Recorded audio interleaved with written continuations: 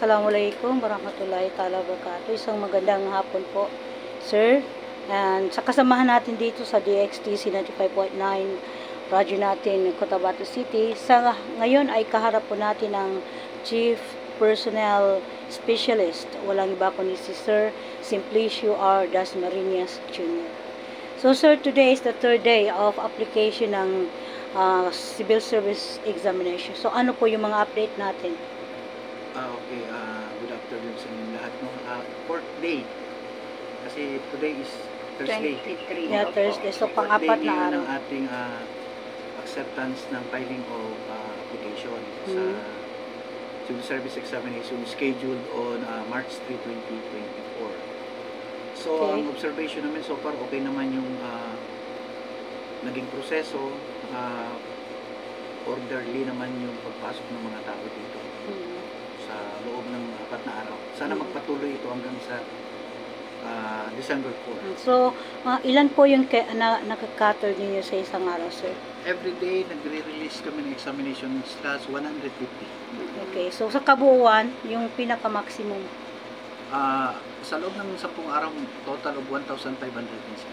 Okay. Sir, ano po yung mode of filing po? Ang inatap natin sa schedule na ito ay face-to-face, meaning pupunta dito yung mga tao, nakapila, and then we will process yung kanilang application. Ang civil service po ba ay saan po under ang inyong opisina? Ang aming opisina, ang Civil Service Commission, national po kami. National, under po kami ng national. So, ibig sabihin, sir, although nandito kayo sa loob ng barn, pero national pa rin sinusunod din. Totoo yun. Andito kami sa loob ng barn purposely to cater sa human resources needs ng barn.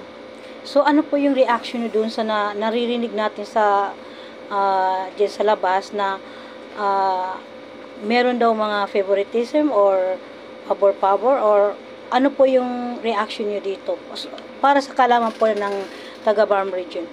Actually, ngayon lang din namin narinig yung mga ganong klaseng comment.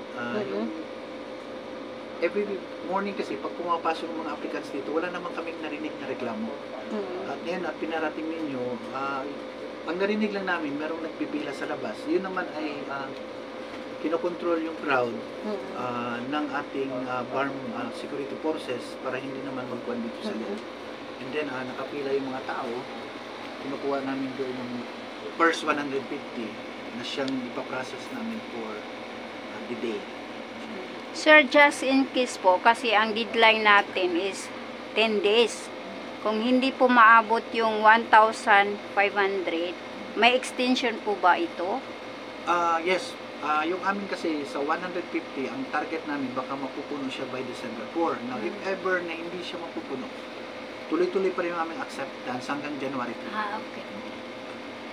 Sir, message po natin sa lahat po ng mga gustong mag-file ngayong filing. Ang message natin na kunting tiyaga po, talagang mahirap dahil nga maraming gustong mag-take na exam. Abaan po natin yung ating pasensya at pasensya na rin po tayo dahil sa ngayon hindi pa po in place sa Civil Service Commission yung online filing of application. So, ito lang muna yung ginamit namin na paraan sa pagproseso. So, abaan po natin yung ating pasensya nang sa ganun makakuha din tayo ng examination slot. Okay, sir. Sa aming announcement kasi, magre-release kami ng examination slot by 7:30. Yun yung sa aming announcement. Because yung assumption namin, ang tao magsisimula magpipila ng mga 7 o'clock ng umaga.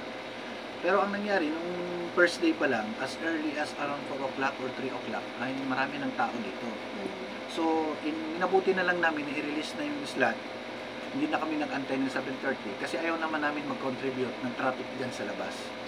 At saka, andyan na rin naman yung mga tao para hindi na rin sila mahirapang mag-antay. Ni-release na namin yung examination slot sa first 150.